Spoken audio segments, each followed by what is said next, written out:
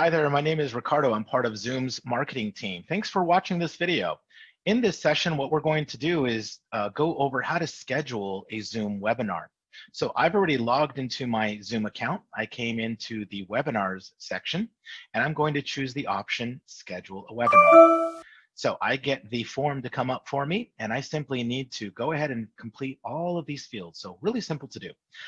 For the sake of time here, I'm just going to come up with a sample webinar for us. And then I already have copied a previous description, so I'm going to go ahead and paste that in for the sake of time.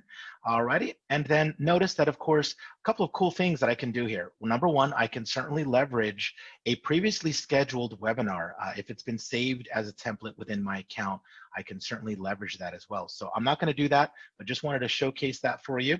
So, and I'm certainly going to show you how you can save this respective webinar or your webinars as a template. Certainly an option for you.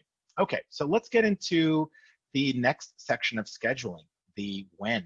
So when am I going to be having this webinar? So let's just set this up for the first Friday of the month. In that case, for August of 2020, it's going to be the 7th. So I'm going to set that up.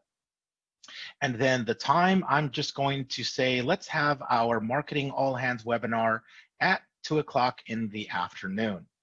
I'm going to set it to be for 1 hour, and it is being held in Pacific time. And let's just say that, in fact, it was going to be a recurring webinar. I'm going to go ahead and check this option so we could take a look at what are the details. So it's not going to be a daily webinar. I'm certainly going to set it up to be a monthly webinar. And going forward, I want to make sure that it is going to be the first Friday of every month. So instead of it being a respective day, I'm going to choose the second option, which is first Friday of the month. If I have a specific end date, I can certainly set that up. Or I could say I'm only going to have a webinar series, say, for 3 months.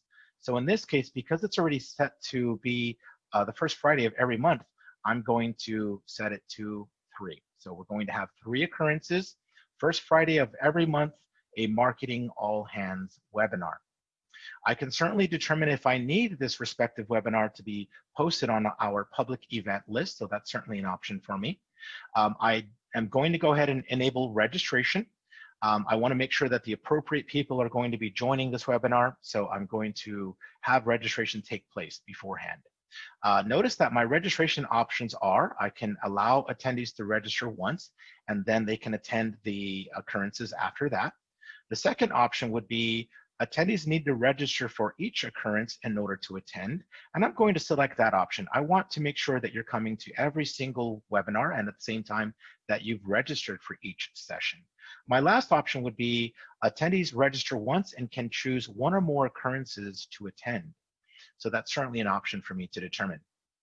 With a webinar passcode, of course, this is going to ensure that not only with registration in place, it also ensures that you must know the password in order to come on in. So I'm going to keep that set, but a couple of extra details. If I want to change this password to my own, I can certainly do that. So I can override the auto-generated password. I can come up with my own numerical or an alpha numerical password. When it comes to video, we're certainly going to be leveraging video. The host will be broadcasting themselves on video. The panelists will be on video, but the participants will not be broadcasting video. Alrighty. When it comes to audio, I want to make sure that people are able to have some flexibility, so they can either call into the session if they prefer. They could certainly join by computer audio if that's an option that they also prefer. When it comes to my webinar options, I'm going to select a couple of features here. I'm certainly going to enable Q&A. Q&A is a great feature. This allows me to have colleagues acting as panelists answer questions via the Q&A panel. So a lot different than my chat panel, but my participants would be able to send questions. They go directly to panelists. Panelists can select which questions they want to answer, and they can certainly answer those questions live or privately. A private response would go directly to them as it's typed. So it would go directly to the participant. Okay, a couple of extra things that I'm going to enable is certainly a practice session. Because this is going to be a series and this is going to be, say, a first time that we've done this, I want to make sure that my panelists have their presentations ready to go. Panelists are certainly able to share content and present material to the audience. So if I have 5 panelists, we're going to have a practice session. So what this means is, come day of the webinar, I can start my webinar, say 15 minutes early, 30 minutes early, but we're in a practice session mode. We're not broadcasting to our audience just yet. We're more of behind the scenes. We're practicing our delivery. We're practicing and making sure that the slides and everything that we intend to share in that webinar is all set to go. So it's more of a behind the scenes, and then I'm paying attention at time. When it's showtime, I'm going to click on an option to broadcast, and then we are officially live. I'm also going to enable HD video for both anything that is being shared, and then on top of that, enable HD video for attendees. If you'd like to get some extra information on that, of course, there is a question mark as you are scheduling to get that extra detail. If I wanted only authenticated users to join, I can certainly check this option here. What that simply means is it's going to ensure that authentication profiles allow hosts to restrict participants who can join a meeting or a webinar to those who are logged into Zoom, and even restrict it to Zoom users whose email address uses a certain domain. So in that case, I'm certainly going to have this feature checked because this is an internal session. I can certainly request permission to unmute panelists, or if you are a panelist and I keep this box unchecked, you can certainly unmute yourself. I can have the session recorded automatically, so I'm going to check that option. We're not going to record the webinar directly to my computer system. I prefer to have this webinar recorded directly to my online Zoom account. So I'm going to choose the in-cloud option. Last but not least, I can have my alternate hosts set here. My alternate host would be internal people that I designate to start this webinar on my behalf. And then finally, I can have interpretation checked, and I can have that set to go for this webinar.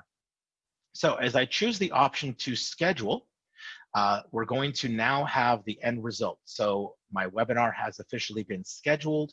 And then as I scroll down here, I have the option to add the webinar to my Google Calendar, to Outlook or Yahoo. As I scroll even further, I have all of those settings that I had configured checked off and visible to me.